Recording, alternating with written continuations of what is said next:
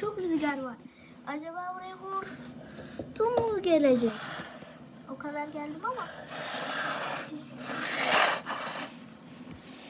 Hey Twiki, buraya büyük bir hortum gelecek. Hemen kaçmalısın.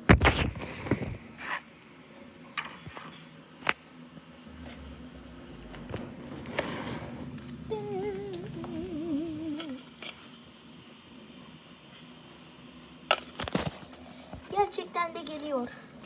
Peki kaç şiddetinde?